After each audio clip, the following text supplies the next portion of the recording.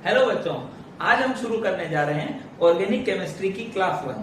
तो हम सबसे पहले ये चीज पढ़ेंगे कि ऑर्गेनिक कंपाउंड्स बोलते किसको हैं। ठीक है, तो बर्जीलियस की जो थ्योरी थी बहुत ज्यादा चली थी, वो ये कहती थी वाइटल फोर्स थ्योरी कि ऑर्गेनिक कंपाउंड को कभी भी लेबोरेटरी के अंदर इनऑर्गेनिक मटेरियल से बनाया नहीं जा सकता है। दैट मीन्स ऑर्गेनिक कंपाउंड क्या होंगे? ऐसे कंपाउंड्स जो ओनली लिविंग ऑर्गेनिज्म से हमें ऑब्टेन होते हैं। हमारे शरीर की जो मेटाबॉलिज्म रिएक्शंस हैं उसके थ्रू हमको ऑब्टेन होते हैं। ऐसे कंपाउंड्स को ऑर्गेनिक कंपाउंड्स कहा गया। ठीक है, तो उनको ये भी बोला गया साथ में कि इनको कभी लेबोरेटरी के अंदर इनऑर्गेनिक मटेरियल से कभी भी बनाया नहीं जा सकता है। तो जो बर्जीलियस थे ऑर्गेनिक केमिस्ट्री में उनका बहुत बड़ा नाम था। ठीक है, तो उनको इस थ्योरी को बहुत सालों तक माना गया, अप टू 1815 तक इस थ्योरी को बहुत ज्यादा माना गया। फिर देखिए इनके बाद फॉलर नाम के साइंटिस्ट जो है 1827, इन्होंने क्या किया, ये इनऑर्गेनिक मटेरियल था अमोनियम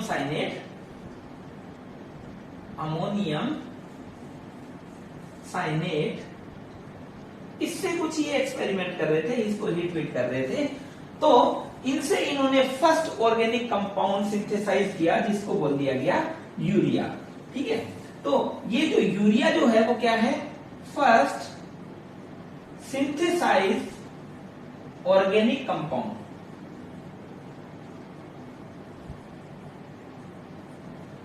तो इसके बाद जब लोगों ने देखा कि ऑर्गेनिक कंपाउंड की जो ये डेफिनेशन थी कि इनको लेबोरेटरी के अंदर कभी भी बनाया नहीं जा सकता है, इन्होंने क्या किया, इसको लेबोरेटरी के अंदर यहां पर बना लिया।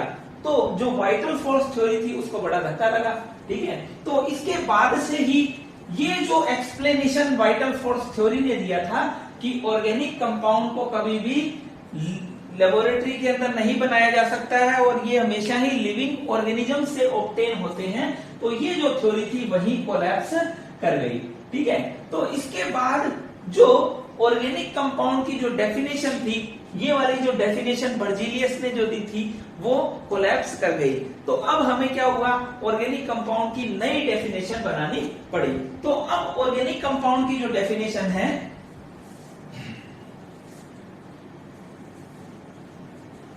वो इस तरीके से बोली जाती है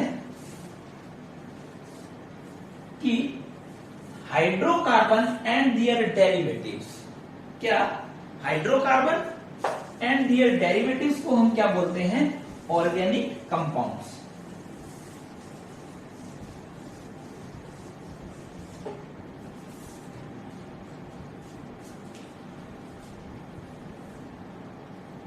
ऑर्गेनिक कंपाउंड की जो नई डेफिनेशन है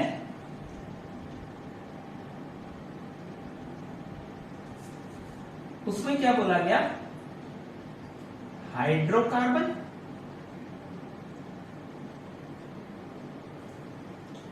एंड देयर डेरिवेटिव्स।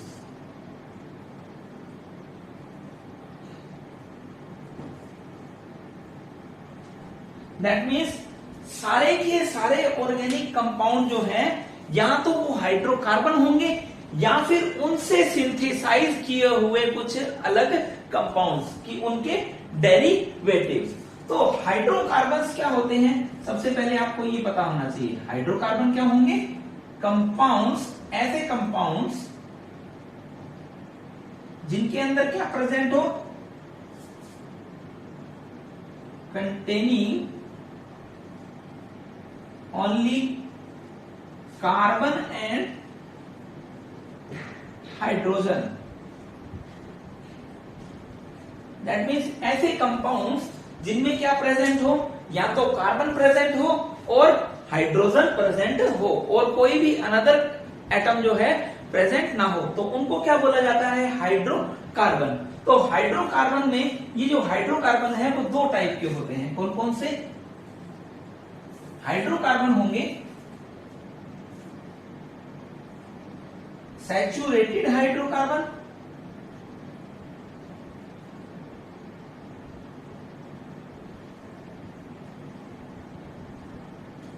और सेकंड होंगे अनसैचुरेटेड हाइड्रोकार्बन।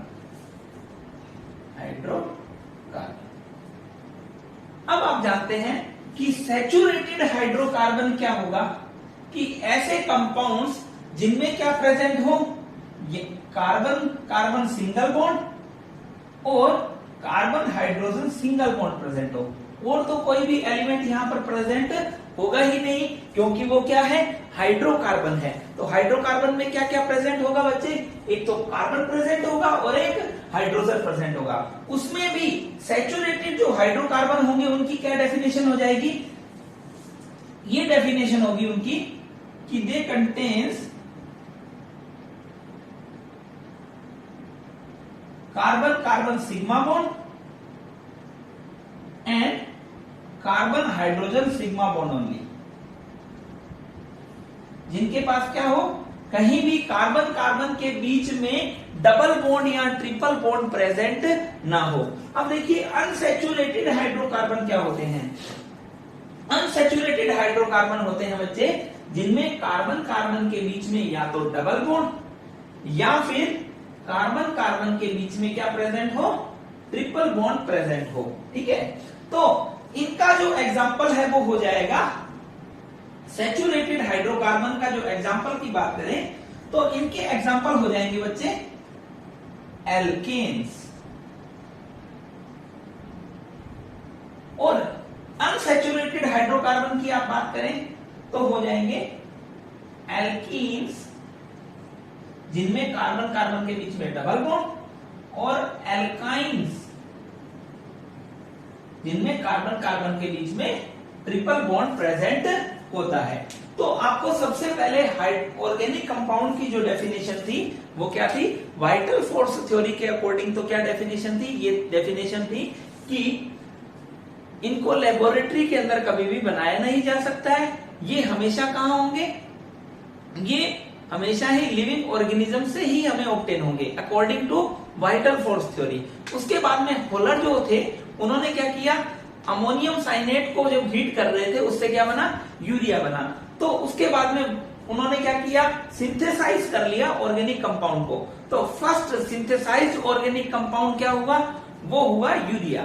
तो उसके बाद में ऑर्गेनिक कंपाउंड की जो डेफिनेशन है वो क्या हो गई, चेंज हो गई। तो उसे बोला गया हाइड्रोकार्बन और उनके डेरिवेटिव्स को क्या बोला जाने लगा, उनको बोला जाने लगा ऑर्गेनिक कंपाउंड्स। तो हाइड्रोकार्बन्स क्या होते हैं, तो ऐसे कंपाउंड जिनके अंदर only carbon and hydrogen present होता है। तो वो दो टाइप के होंगे, कौन कौन से, या तो सैचुरेटेड होंगे या अनसैचुरेटेड हाइड्रोकार्बन्स होंगे। तो सैचुरेटेड हाइड्रोकार्बन में कहीं भी कार्बन कार्बन के बीच में मल्टीपल बॉन्ड प्रेजेंट नहीं होता है, जबकि अनसैचुरेटेड हाइड्रोकार्बन में कम से कम एक डबल बॉन्ड या ट्रिपल बॉन्ड प्रेजेंट होता है। तो बच्चों अब हम बात कर रहे हैं ऑर्गेनिक कंपाउंड की प्रॉपर्टीज की। तो पहली जो प्रॉपर्टी है वो कैटेनेशन प्रॉपर्टी है। कैटेनेशन प्रॉपर्टी क्या होती है कि कार्बन जो है वो इजीली दूसरे कार्बन के साथ लिंक हो जाता है और एक लॉन्ग चेन का फॉर्मेशन करता है। दैट मीन्स जो ऑर्गेनिक कंपाउंड हम लोगों को मिलेंगे उनके अंदर कार्बन की चेन जो होगी वो काफी लंबी होगी, जबकि आप इनऑर्गेनिक कंपाउंड CO2, SO2 वगैरह इनकी अगर आप बात करेंगे तो उनके अंदर कोई चेन वाले कंपाउंड जो होंगे नहीं होंगे। ठीक है, तो इनकी कार्बन की जो सेल्फ लिंकिंग प्रॉपर्टी है उसके कारण जो हमें कंपाउंड्स मिलेंगे ऑर्गेनिक कंपाउंड्स, उनके अंदर जो कार्बन की जो चेन होगी वो बहुत ही ज्यादा लंबी होगी। सेकेंड जो ऑर्गेनिक कंपाउंड की प्रॉपर्टी है वो है आइसोमेरिज्म। आइसोमेरिज्म क्या होती है, आइसोमेरिज्म ये होती है जब कंपाउंड जो है उनका मॉलिक्यूलर फॉर्मूला तो सेम हो लेकिन उनकी स्ट्रक्चर जो है वो डिफरेंट हो।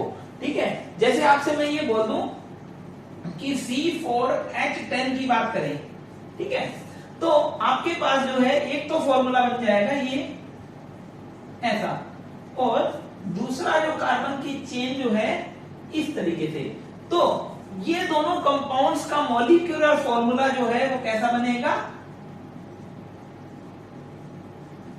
ये भी C4H10 है और ये भी क्या हो जाएगा C4H10, लेकिन ये तो जो दोनों स्ट्रक्चर्स जो है वो आइडेंटिकल नहीं है। तो हम ये बोल सकते हैं कि ऐसे कंपाउंड जिनका मॉलिक्यूलर फॉर्मूला तो सेम होता है लेकिन स्ट्रक्चर डिफरेंट होती है, वो कंपाउंड्स क्या होंगे, आइसोमर्स।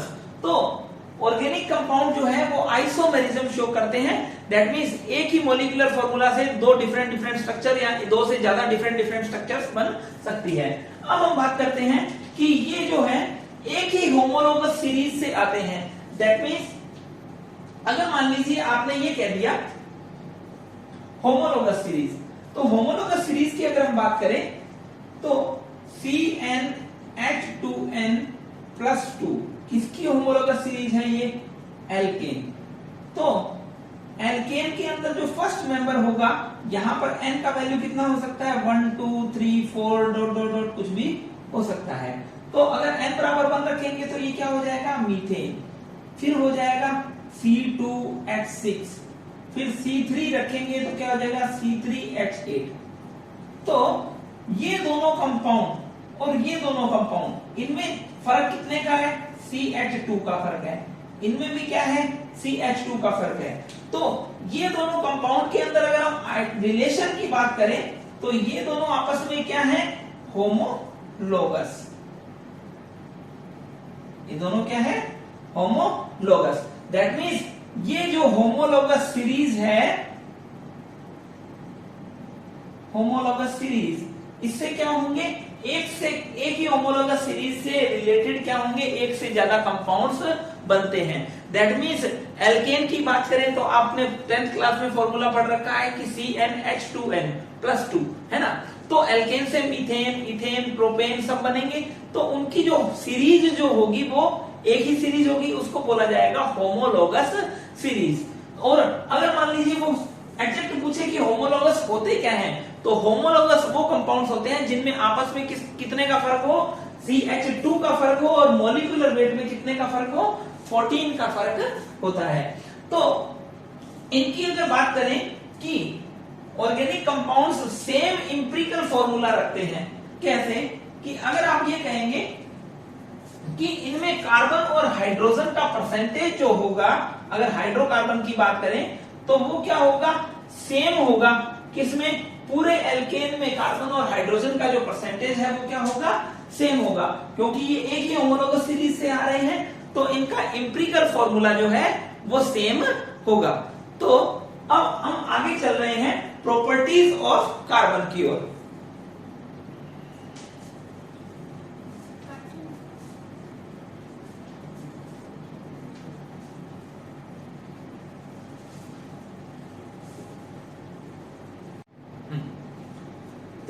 बात कर रहे हैं प्रॉपर्टीज ऑफ कार्बन की। अभी हमने बात की थी प्रॉपर्टीज ऑफ ऑर्गेनिक कंपाउंड की, अब हम बात कर रहे हैं प्रॉपर्टीज ऑफ कार्बन की।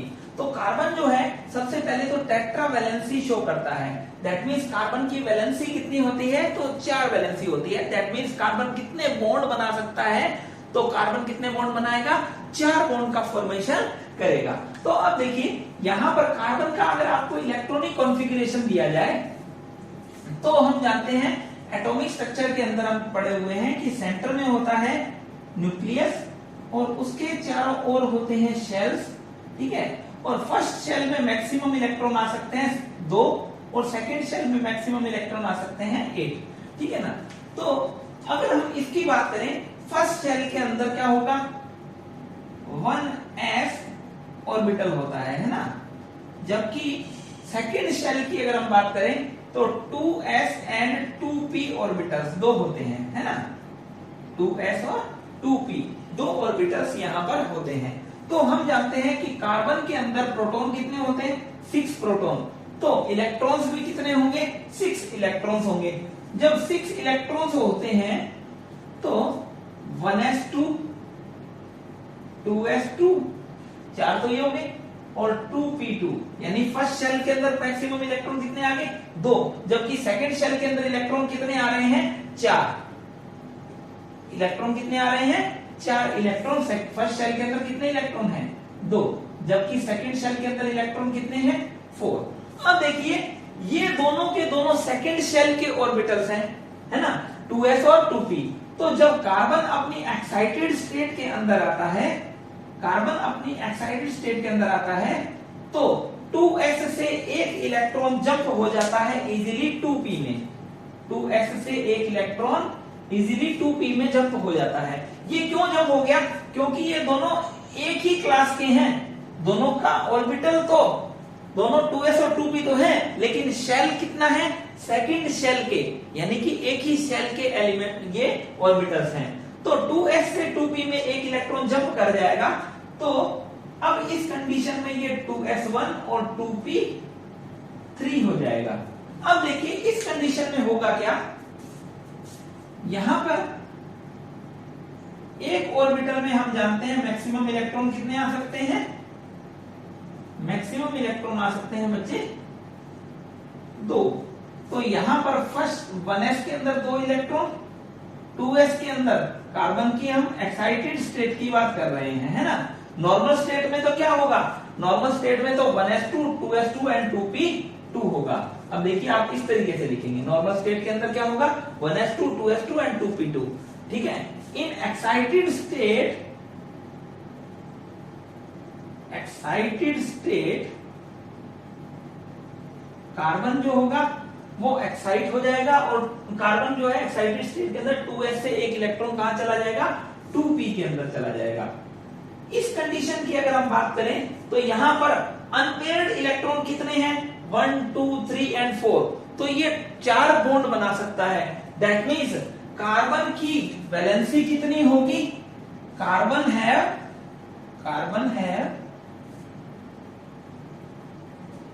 4 वैलेंसी,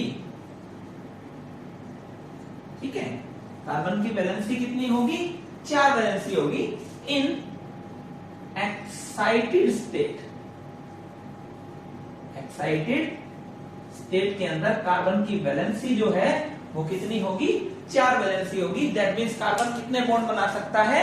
4 बॉन्ड का फॉर्मेशन कर सकता है। अब देखते हैं हम कार्बन की सेकंड प्रॉपर्टीज की। कार्बन की अगर सेकंड प्रॉपर्टी की बात की जाए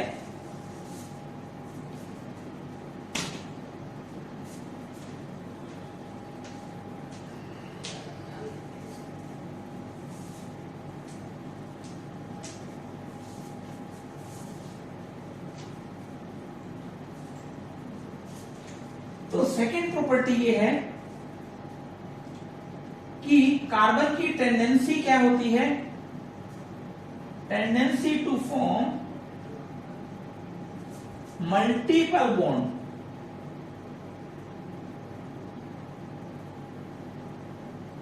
दैट मीन्स कार्बन क्या बना सकता है? एक से ज्यादा बॉन्ड का फॉर्मेशन कर सकता है। तो हम यहां पर बात करें कि कार्बन की जो वैलेंसी है, हमें पता है वैलेंसी कितनी होगी?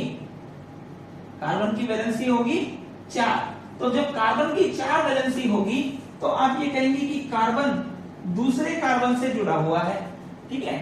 तो एक यहां पे मैं बना दूं कि कार्बन दूसरे कार्बन से जुड़ा हुआ है, एक मैं ये कह दूं कि कार्बन यहां भी दूसरे कार्बन से अटैच्ड है। तो इस कंडीशन में अगर मैं ये कह दूं कि कार्बन सिंगल बॉन्ड से अटैच्ड है तो कार्बन की वैलेंसी कितनी है? 4। तो एक तो ये हो गया, 2, 3 और 4। यहां पर आप बात करेंगे तो ये कैसा हो जाएगा? एक बॉन्ड इधर है, 2, 3 और 4। तो कार्बन की फ्री वैलेंसी यहां पर कितनी है? 3। इस कार्बन की भी 3, लेकिन ये एक बॉन्ड बन गया है कार्बन और कार्बन के बीच में। अब मान लीजिए कार्बन और कार्बन के बीच में अगर डबल बॉन्ड हो तो कार्बन की फ्री वैलेंसी कितनी रहेगी? इसकी 2 रहेगी, और इसकी भी फ्री वैलेंसी कितनी रहेगी? 2 रहेगी, ठीक है ना। तो कार्बन की अब वैलेंसी की बात करें तो ये कितना हो जाएगा? 1, 2, 3 एंड 4। तो 4 बॉन्ड का फॉर्मेशन जो है कार्बन करता है, ठीक है। तो यहां पर मल्टीपल बॉन्ड, इसमें अगर हम कहें कि कार्बन कार्बन के बीच में ट्रिपल बॉन्ड है तो 3 वैलेंसी इधर होगी, एक फ्री वैलेंसी इधर और एक फ्री वैलेंसी इधर। तो कार्बन की जो वैलेंसी जो है 4 वैलेंसी होने के कारण वो मल्टीपल बॉन्ड का फॉर्मेशन कर सकता है। तो आपको ये देखना है कि tendency to form multiple bond में कार्बन की वैलेंसी कितनी है? 4। तो वो एक से ज्यादा बॉन्ड का फॉर्मेशन, कार्बन कार्बन के बीच में एक से ज्यादा बॉन्ड का फॉर्मेशन हो सकता है। अब यहां पर ध्यान देने वाली बात यह है कि अगर मान लीजिए ये अगर एक ही बॉन्ड प्रेजेंट होता है तो ये जो बॉन्ड होगा उसे बोला जाएगा सिग्मा बॉन्ड। इसे बोला जाएगा सिग्मा बॉन्ड, ठीक है।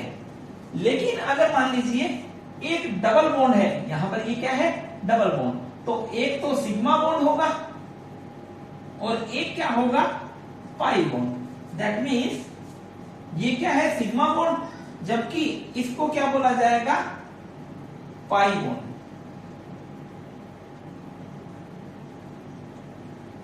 ठीक है, तो कार्बन कार्बन के बीच में जब मल्टीपल बॉन्ड होगा, तो मल्टीपल बॉन्ड होगा तो ये कार्बन सिग्मा बॉन्ड और पाई बॉन्ड की फॉर्म होगा। अगर मान लीजिए यहां पर ट्रिपल बॉन्ड है, तो एक तो होगा सिग्मा बॉन्ड और दो होंगे पाई बॉन्ड। ठीक है, बात की जाए सिंगल बॉन्ड की, तो जब भी कार्बन कार्बन के बीच में सिंगल बॉन्ड प्रेजेंट होगा, तो ओनली क्या प्रेजेंट होगा, सिग्मा बॉन्ड। ठीक है, तो वहां पर क्या प्रेजेंट होगा, सिग्मा बॉन्ड प्रेजेंट होगा। लेकिन अगर बात की जाए डबल बॉन्ड की, डबल बॉन्ड की बात की जाए, तो कंपाउंड के अंदर एक सिग्मा प्रेजेंट होगा और एक पाई बॉन्ड प्रेजेंट होगा। अगर बात की जाए ट्रिपल बॉन्ड की, तो कंपाउंड में क्या होंगे, एक सिग्मा बॉन्ड होगा और दो पाई बॉन्ड प्रेजेंट होंगे। तो हम जानते हैं कार्बन की जो वैलेंसी है वो कितनी होती है, 4। तो 4 वैलेंसी अगर कंप्लीट करनी होगी, तो यहां पर अगर सिग्मा बॉन्ड, एक ही बॉन्ड है तो सिग्मा होगा। अगर मान लीजिए डबल बॉन्ड है तो एक सिग्मा बॉन्ड होगा और एक पाई होगा। अगर मान लीजिए यहां अगर बात करें ट्रिपल बॉन्ड है, तो यहां एक सिग्मा होगा और दो बॉन्ड जो होंगे वो पाई बॉन्ड होंगे। तो कंपाउंड की जो कार्बन की जो सेकंड प्रॉपर्टी जो है वो क्या है, tendency to form multiple bond. First जो थी वो टेट्रा वैलेंसी थी, टेट्रा वैलेंसी के कारण ये एक से ज्यादा बॉन्ड का फॉर्मेशन करता है। थर्ड जो कार्बन की प्रॉपर्टी की अगर बात की जाए, तो वो होगी कैटेनेशन प्रॉपर्टी। कैटेनेशन प्रॉपर्टी के अंदर बात की जाए, तो कार्बन क्या करता है, इजीली दूसरे कार्बन के साथ बॉन्ड का फॉर्मेशन करेगा और लॉन्ग चेन का फॉर्मेशन यहां पर कर लेगा। तो इसको हम बोलते हैं, थर्ड प्रॉपर्टी को, कैटेनेशन प्रॉपर्टी।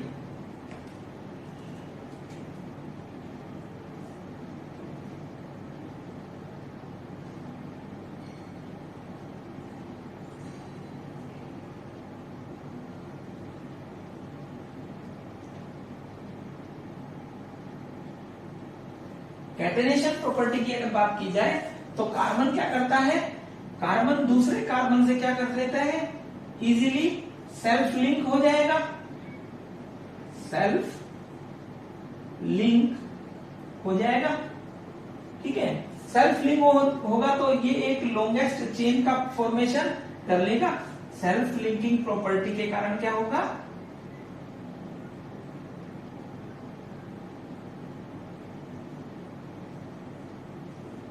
ये चेन का फॉर्मेशन करेगा। किस किस में, कार्बन कार्बन चेन का फॉर्मेशन कर लेगा। तो हम ये बात कर रहे हैं अभी तक, ऑर्गेनिक कंपाउंड इतने ज्यादा क्यों बने, क्योंकि कार्बन की सेल्फ लिंकिंग प्रॉपर्टी के कारण एक कार्बन जो है अपने दूसरे कार्बन के साथ इजीली अटैच हो जाता है और लॉन्गेस्ट चेन का फॉर्मेशन कर लेता है। इस कारण कार्बन की जो है लॉन्गेस्ट चेन बनेगी और ऑर्गेनिक कंपाउंड जो है वो ज्यादा अमाउंट में बनेंगे। अब हम बात कर रहे हैं ऑर्गेनिक कंपाउंड को रिप्रेजेंट करने का तरीका क्या है। तो बच्चों अब हम बात कर रहे हैं representation of organic compound. That means organic compound को रिप्रेजेंट कौन कौन से तरीके से किया जा सकता है। तो सबसे पहला जो कंपाउंड को रिप्रेजेंट करने का तरीका है वो है molecular formula. Molecular formula, molecular formula जो है वो ये बताता है कि कंपाउंड के अंदर कितने कार्बन, कितने हाइड्रोजन एंड कितने ऑक्सीजन अदर एटम्स जो है प्रेजेंट है। ठीक है, तो अगर मान लीजिए कोई कंपाउंड है, उसका मॉलिक्यूलर फॉर्मूला है C5H12 for example, that means उस कंपाउंड के अंदर क्या प्रेजेंट है, 5 तो कार्बन प्रेजेंट है और 12 क्या है, हाइड्रोजन प्रेजेंट है। सेकंड बात की जाए तो उसे, तो सेकंड जो है उसे बोला जाता है कंडेंस्ड स्ट्रक्चरल फॉर्मूला। उसे बोला जाता है CSF। किसी कंपाउंड का जो CSF है वो ये बताता है कि कंपाउंड के अंदर चेन कितनी लंबी है। दैट मीन्स अगर C5H12 की बात की जाए तो अगर हम N पेंटेन, इसको बोला जाता है पेंटेन, इसका अगर N पेंटेन माने तो इसको बोला जाएगा कार्बन की 5 कार्बन की जो चेन है वो इस तरीके से रिप्रेजेंट की जाएगी। ठीक है, तो अब देखिए यहां पर जो है कार्बन की जो वैलेंसी अभी तक हम सीख चुके थे कि कार्बन की वैलेंसी कितनी है 4। तो यहाँ एक वैलेंसी इधर है तो हाइड्रोजन कितने जुड़े होंगे 3 हाइड्रोजन यहाँ पर अटैच्ड होंगे। अब देखना यहाँ पर कार्बन की वैलेंसी जो है एक कार्बन इधर है और एक इधर है ना, तो दो वैलेंसी फ्री है तो उस पर दोनों पर क्या जोड़ देंगे हम हाइड्रोजन को जोड़ देंगे। यहां भी देखेंगे कि कितनी 2 वैलेंसी फ्री है तो दोनों पर हाइड्रोजन को जोड़ देंगे। अब देखना 2 वैलेंसी फ्री तो 2 हाइड्रोजन को, यहाँ एक ही जुड़ा हुआ है तो 3 हाइड्रोजन यहाँ पर अटैच हो जाएंगे। तो N पेंटेन का फॉर्मूला क्या हो जाएगा CH3 CH2 CH2 CH2 and CH3। ठीक है, अब देखते हैं थर्ड जो फॉर्मूला है उसे बोला जाता है एक्सपेंडेड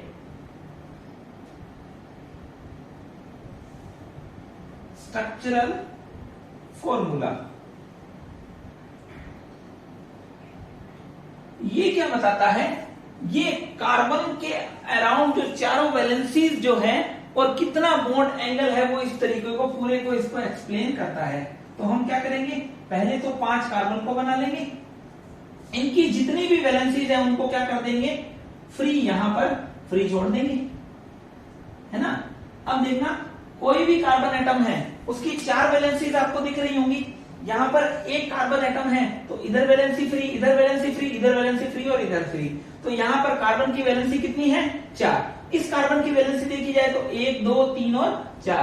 तो इस तरीके से ये हर कार्बन की वैलेंसी कितनी है 4 वैलेंसीज हैं। अब आप इसका एक्सपेंडेड स्ट्रक्चरल फॉर्मूला जब बनाएंगे तो आप इसको इस तरीके से बताएंगे कि ये जो फ्री वैलेंसीज है उन पर क्या जोड़ देंगे हाइड्रोजन को अटैच कर देंगे।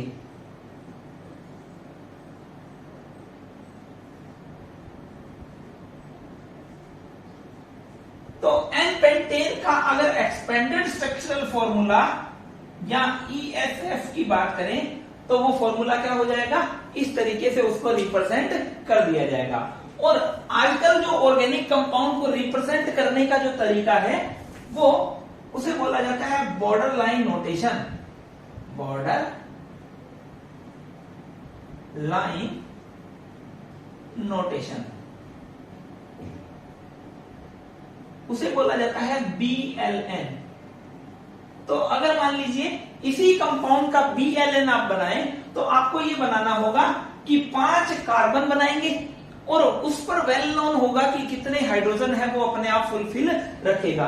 देखना इस तरीके से उसको रिप्रेजेंट किया जाता है।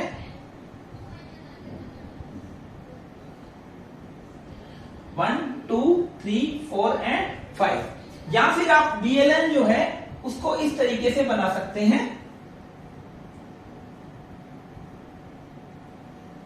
ठीक है, तो यहां पर क्या है वेल नोन है कि यहां पर एक कार्बन होगा, इधर भी एक कार्बन होगा, एक कार्बन एक कार्बन और एक कार्बन। टोटल कार्बन कितने हो गए 1 2 3 4 एंड 5। यहां पर जो भी हाइड्रोजन लगे हुए हैं वो एक्सप्लेन्ड है कि यहां पर जितने यहां 2 हाइड्रोजन है तो 2 अपने आप लगे हुए हैं। ठीक है, तो कोई भी कंपाउंड का अगर आपको BLN दे दिया जाए तो आप उसका एक्सपेंडेड स्ट्रक्चरल फॉर्मूला या कंडेंस्ड स्ट्रक्चरल फॉर्मूला बना सकते हैं। तो अब हम यहां क्या कर रहे हैं नेक्स्ट स्लाइड के अंदर इस कुछ आपको कंपाउंड दूंगा जिनका BLN मैं आपको दूंगा और आपको क्या करना है उनका कंडेंस्ड स्ट्रक्चरल फॉर्मूला बनाना है। ठीक है,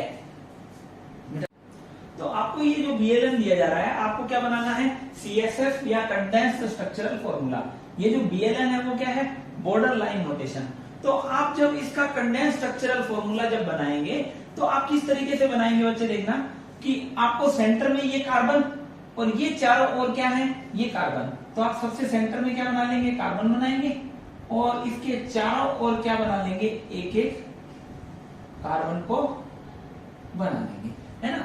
अब आप क्या करेंगे कार्बन की वैलेंसीज आप जानते हैं कितनी होती है 4 वैलेंसी होती है। तो जब 4 वैलेंसी होगी तो आप क्या करेंगे यहां पर एक वैलेंसी ये फ्री है और 3 हाइड्रोजन लिख देंगे, एक वैलेंसी फ्री है और 3 हाइड्रोजन लिख देंगे, एक वैलेंसी फ्री है और 3 हाइड्रोजन लिख देंगे। यहाँ एक वैलेंसी फ्री है और 3 हाइड्रोजन लिख देंगे। अगर सेंटर वाले कार्बन की बात आए तो सेंटर वाले कार्बन पे आप क्या करेंगे, चारों वैलेंसी, चारों फ्री कोई वैलेंसी नहीं है तो हाइड्रोजन को लिखने की जरूरत भी यहाँ पर नहीं है। अब देखिए ये जो कंपाउंड बनाया गया है इसको आपको क्या करना है, ये BLN है, ये सब क्या है, BLN। जब आपको कंडेंस स्ट्रक्चरल फॉर्मूला इनका बनाना हो तो आप क्या करेंगे, ये कार्बन जहां जहां वो मोड़ मुड़ रहा है वहां आप क्या बनाएंगे, कार्बन को बना देंगे।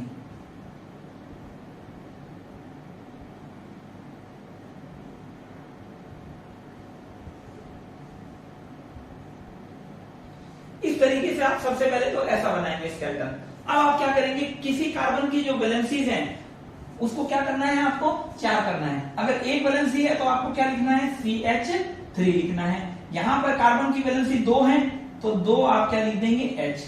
ठीक है, यहां पे ये देखिए एक फ्री है, 3 फ्री है तो 3 H लिख देंगे, एक कार्बन से जुड़ा हुआ है। ये कार्बन 2 कार्बन से अटैच है तो यहां पर 2 हाइड्रोजन लगा देंगे।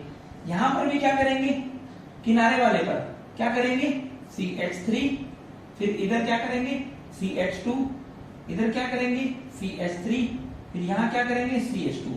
अब आप सेंटर वाले कार्बन की अगर आप बात करेंगे तो यहां पर ये क्या आ जाएगा, ये 4 कार्बन से अटैच है तो यहां कोई भी हाइड्रोजन नहीं आएगा क्योंकि कार्बन की जो वैलेंसी है वो कितनी आ जाएगी, 4 आएगी। अब देखिए नेक्स्ट अगर कंपाउंड की अगर बात करें तो यहां पर कार्बन कितने हैं, 3 कार्बन है, 1 2 एंड 3। ठीक है, तो अब देखो कोई भी कार्बन है उसकी वैलेंसी कितनी जा रही है, 2 जा रही है तो 2 क्या लगे होंगे, H लगे होंगे। यहां पर वैलेंसी कितनी जा रही है, 2 जा रही है तो 2 क्या लगे होंगे, H लगे होंगे। यहां पर 2 जा रही है तो 2 क्या लगे होंगे, H लगे होंगे। आप इस तरीके से कंपाउंड कोई भी आपको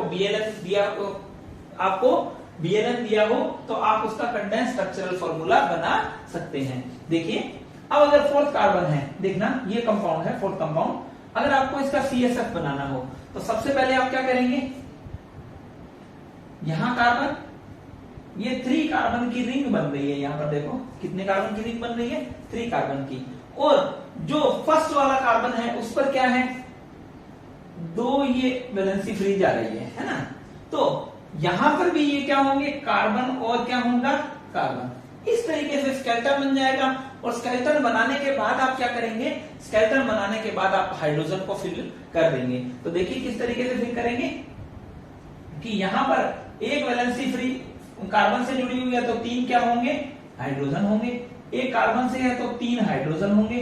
एक 2 कार्बन से है तो 2 हाइड्रोजन होंगे, यहां पर 2 हाइड्रोजन होंगे। और ये जो कार्बन है इस पर क्या है, इसकी वैलेंसी, चारों वैलेंसी कार्बन से ही अटैच्ड है तो यहां पर कोई भी हाइड्रोजन नहीं आएगा। अब देखना नेक्स्ट जो कंपाउंड है उसकी अगर आपको कंडेंस स्ट्रक्चरल फॉर्मूला बनाना हो तो आप क्या करेंगे, 3 कार्बन की चेन बना लेंगे। सबसे पहले क्या करेंगे, 3 कार्बन की चेन बनाएंगे। उसके बाद क्या करेंगे, ये देखो ये यहां भी मुड़ रहा है और आगे भी मुड़ रहा है, दैट मीन्स ये क्या होगा, कार्बन और फिर कार्बन। जहां तक वो मुड़ रहा हो लास्ट कार्बन होगा, यहां वो कहीं नहीं मुड़ रहा है तो यहां से एक ही कार्बन होगा। यहां से चलने के बाद एक बार और मुड़ गया तो एक कार्बन और दूसरा कार्बन। ठीक है, तो अब आप क्या करेंगे, ये स्ट्रक्चर बन गई, इसके अंदर आप क्या करेंगे, हाइड्रोजन को फुलफिल करेंगे। तो ये CH3 हो जाएगा, ये CH2 हो जाएगा।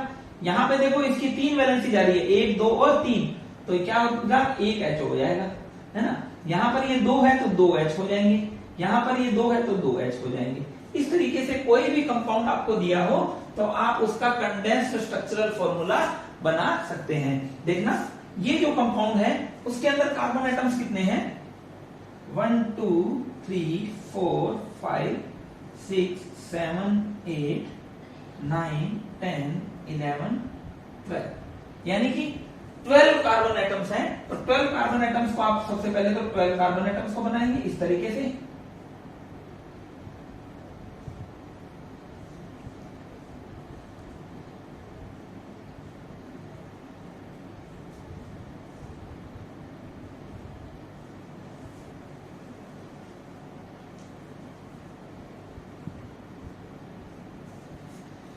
इस तरीके से आपको कार्बन बनाने के बाद आप क्या करेंगे, हाइड्रोजन को फुलफिल करेंगे। तो यहां पर देख रहे हैं आप, एक कार्बन जो है 2 कार्बन से जुड़ा हुआ है यहां भी, ठीक है। तो सभी पे क्या आ जाएगा, CH2 H2 H2 सभी पे आप क्या लिख देंगे, H2 H2 लिखते चले जाएंगे।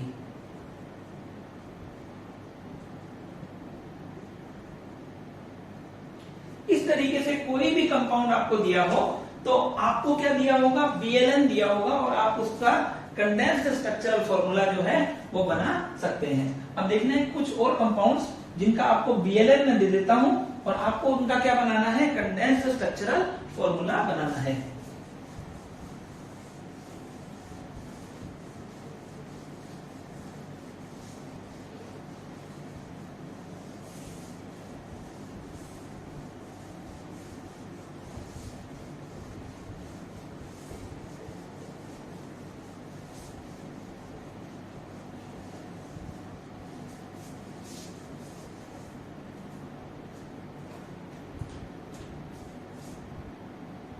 अगर मान लीजिए ऐसे दिया हो आपको कोई कंपाउंड,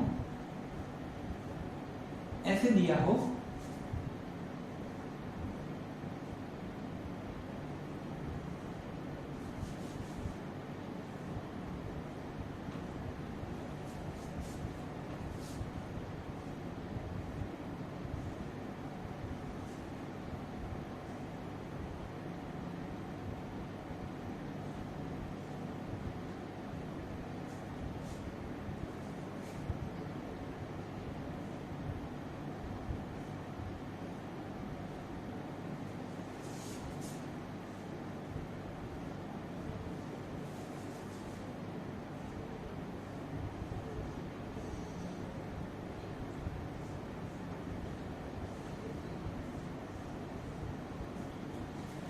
इस तरीके से आपको कंपाउंड दिए हो तो आप क्या बनाएंगे, ये क्या है, BLN है यानी कि बॉर्डर लाइन नोटेशन, और आपको इनका क्या बनाना है, कंडेंस्ड स्ट्रक्चरल फॉर्मूला।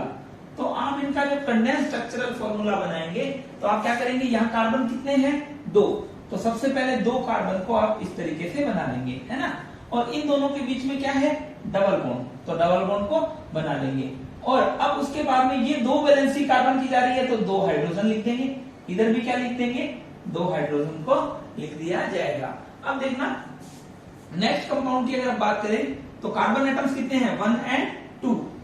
जहां जहां कार्बन एंड हो रहा है या जहां BLN मुड़ रहा है वहां एक कार्बन प्रेजेंट होगा, बस आपको इतना ही ध्यान रखना है। और सेकंड बात क्या ध्यान में रखनी है, सेकंड बात आपको ध्यान में रखनी है कि हाइड्रोजन एटम कितने होंगे, उतने ही होंगे कि कार्बन की वैलेंसी क्या हो जाए, 4 हो जाए, ठीक है ना।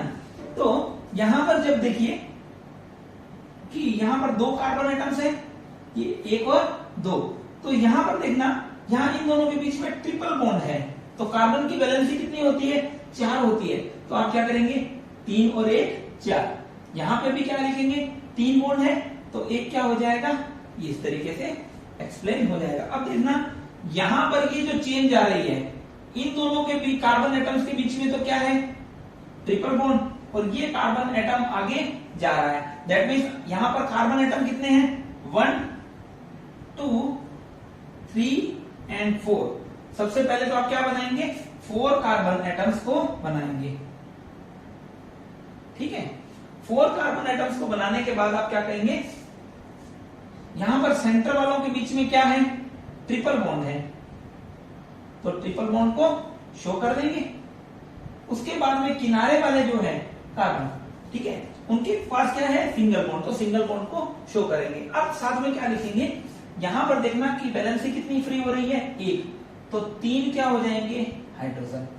इस कार्बन की अगर बात करें तो यहां पर क्या हो रहा है, 3 इधर, एक सिंगल बॉन्ड इधर और ट्रिपल बॉन्ड इधर, दैट मीन्स कार्बन की वैलेंसी कितनी है, 3 और 1 4, तो कोई भी यहां पर हाइड्रोजन एटम नहीं आएगा। अब यहां देखना 3 और 1 4, तो कोई भी हाइड्रोजन एटम नहीं आएगा, और यहां पर क्या आ जाएगा, 1 वैलेंसी, तो 3 हाइड्रोजन यहां पर आ जाएंगे। दैट मीन्स इस तरीके से आपको क्या बनाना है, कोई भी आपको BLN दे दिया हो तो आपको उनका क्या बनाना है, कंडेंस्ड स्ट्रक्चरल फॉर्मूला बनाना है।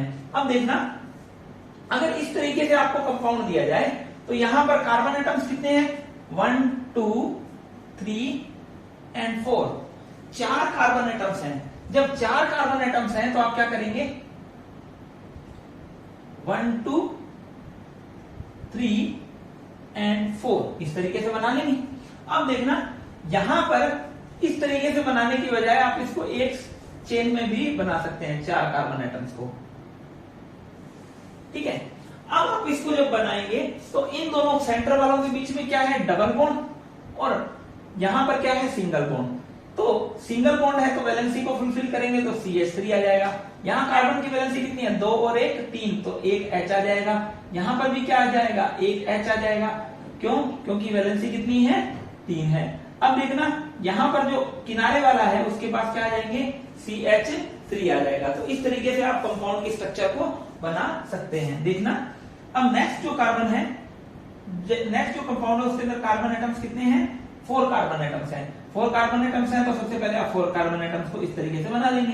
अब आप क्या करेंगे, कार्बन की वैलेंसी को फुलफिल करेंगे, CH3 CH2 CH2 and CH3, ठीक है। अब देखिए नेक्स्ट जो कंपाउंड है उसके अंदर क्या है, एक रिंग है, 4 मेंबर्ड की रिंग है, तो आप 4 मेंबर्ड की रिंग बना दीजिए, ठीक है। उसके बाद क्या करेंगे, हाइड्रोजन को फुलफिल कर देंगे, क्योंकि कार्बन की वैलेंसी कितनी रखनी है, आपको 4 रखनी है, ठीक है। अगर मान लीजिए इस तरीके से आपको कंपाउंड आता है तो आप क्या करेंगे, 5 मेंबर्ड रिंग बनाएंगे,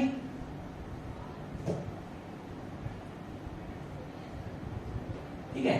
उसके बाद क्या करेंगे, कार्बन की वैलेंसी जो है 4 उसको फुलफिल करेंगे, किससे, हाइड्रोजन से, ठीक है। तो CH2 CH2 CH2, ठीक है। अब देखिए यहां पर 6 कार्बन की वैलेंस 6 कार्बन की रिंग बना लेंगे,